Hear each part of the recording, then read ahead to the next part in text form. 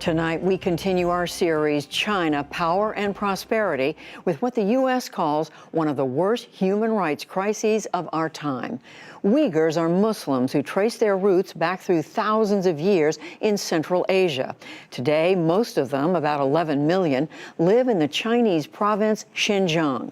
They represent less than 1% of the population in a country that is 92% Han Chinese, the ethnicity that China traces back to an ancient Chinese empire. Communist China has long persecuted people based on their religion.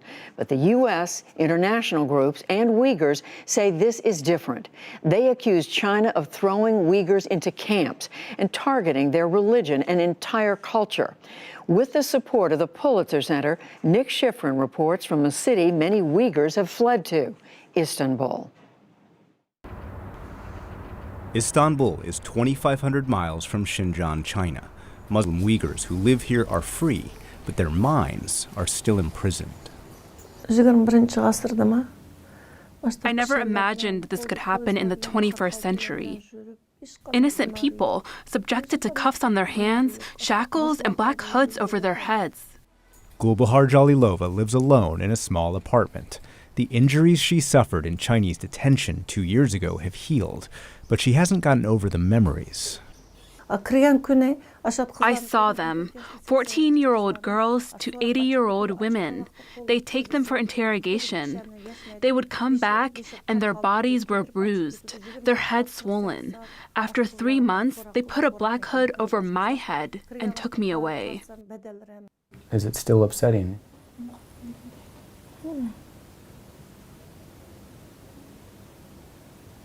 What are you thinking about?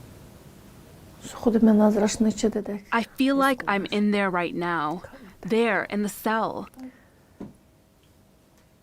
I'll never forget this as long as I live. They destroyed my life.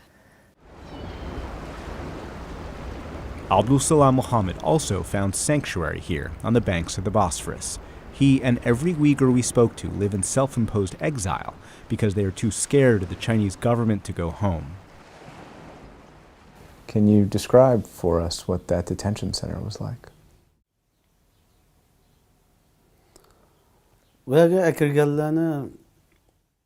They brought everyone in there because they called us suspicious. There is unimaginable oppression inside. Every day they'd toss us a little bread and water so that we didn't die. And every day they would interrogate 15 or 20 of us with unbearable brutality. We are a people who've lost their freedom. We became their target because we'd studied religion and because we had influence in our society. They locked us up in jail. Then, after taking us to a camp, they'd tell us that we hadn't done anything wrong, that they were just educating us.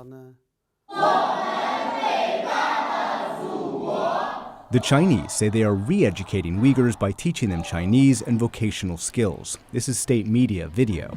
The detainees we interviewed and international researchers call it staged and scripted, a facade that hides what's really happening.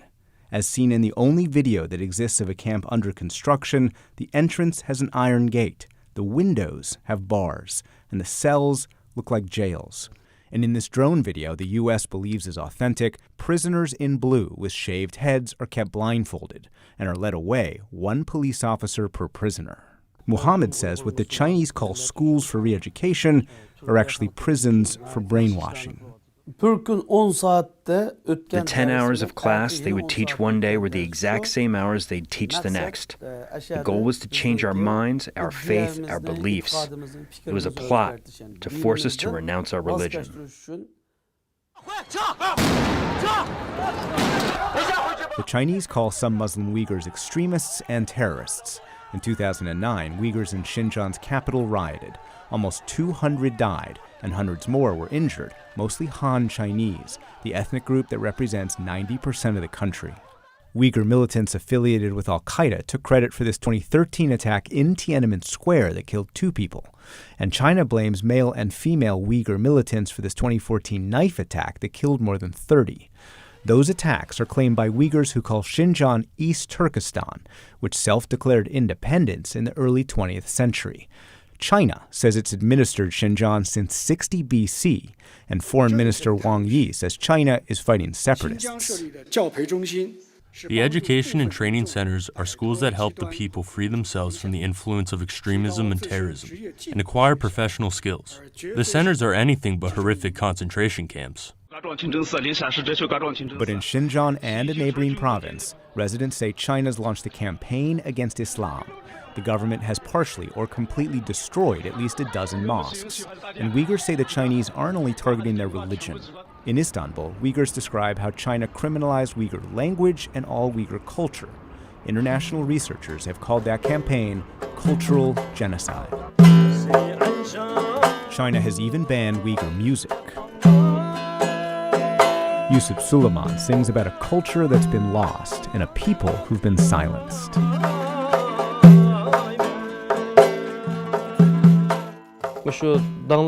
They're disappearing our famous artists, composers, and songwriters before anyone else. They're disappearing our intellectuals. They've burned what they wanted to burn and scrubbed what they wanted to scrub. He gave us photos of all his family members who have disappeared into camps. He hasn't heard from any of them in more than 2 years. The absolute worst thing is that I don't know whether they're dead or alive.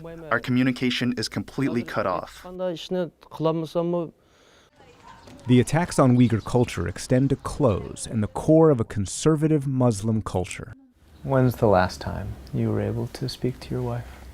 Yasin Zunin came here hoping to expand his business and then bring his wife and daughter. But as soon as he left, he says the government kidnapped them and threw them into camps.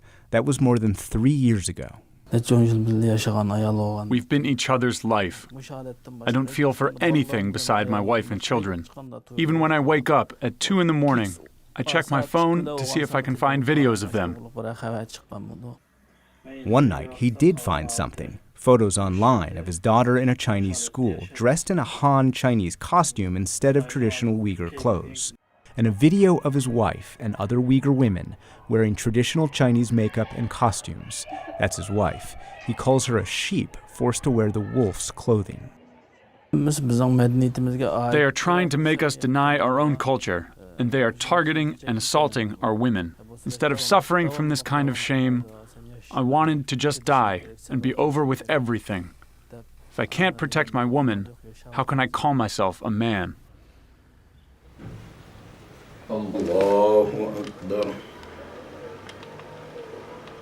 Abliz Ablikim says many Uyghur men have been powerless to protect their families from the Chinese government. Can you tell me how a Han Chinese ended up basically as a member of your family? Ever since the government began locking up most of the men, women, children, and the elderly have been left behind. The government has sent officials to be ears in these households.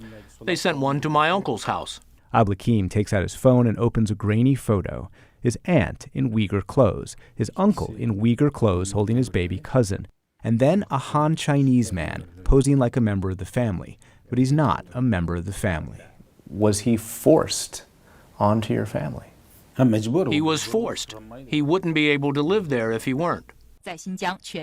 State media does stories on Han Chinese inserted into Uyghur families and calls the program United as One Family.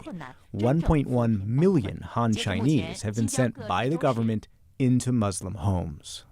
In your opinion, why is the Chinese government doing this? They refer to Uyghurs as criminals. If we ask them what our crime is, they say openly, "Aren't you Uyghur? That's crime enough." In Xinjiang's capital, a huge statue of Chairman Mao looms over the city. In multiple interviews across China, we heard the same thing. China's fighting terrorism and fake news.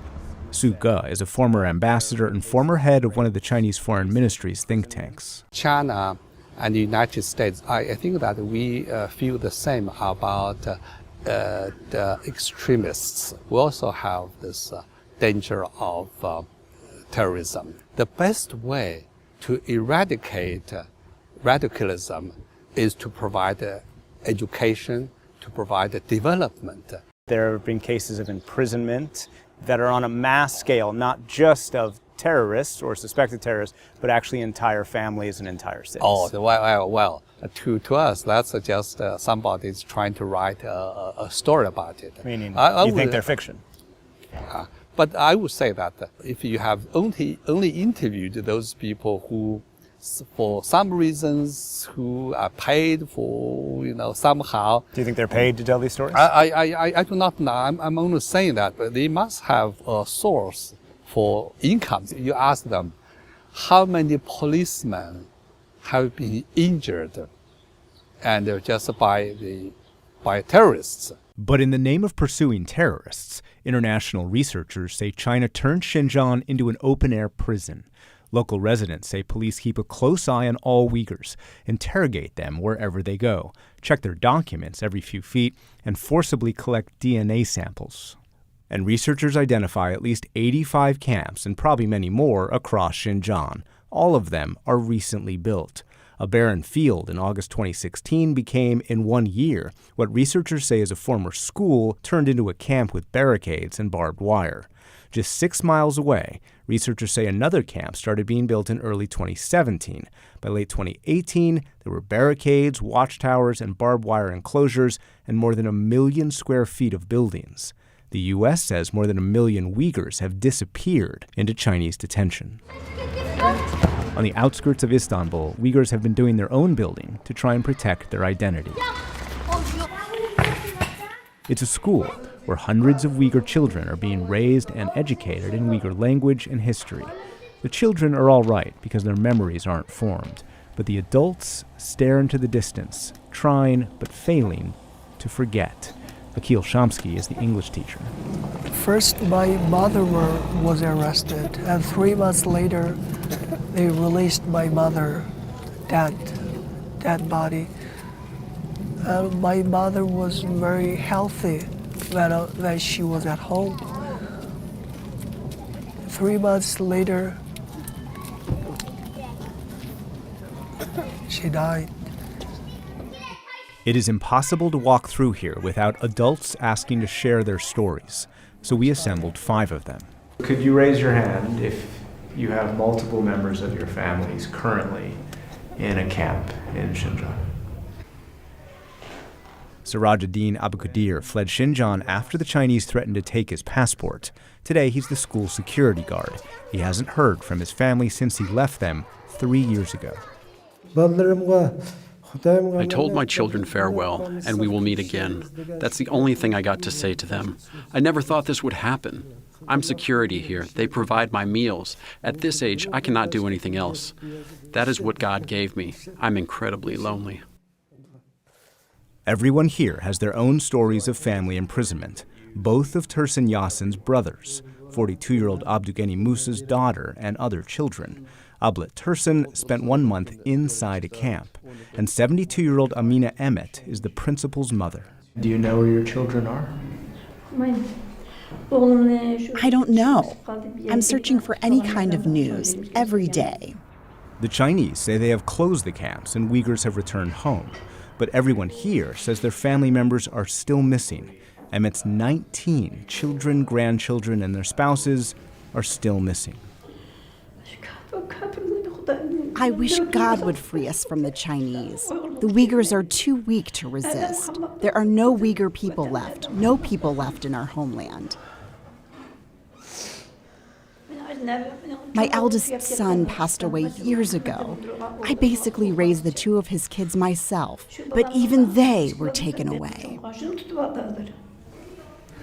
Now every Uyghur, no matter of inside of jail or outside of jail, is feeling the same thing. Fear of disappear from the world. A few miles away, Gulbahar Jalilova's mind is still in detention.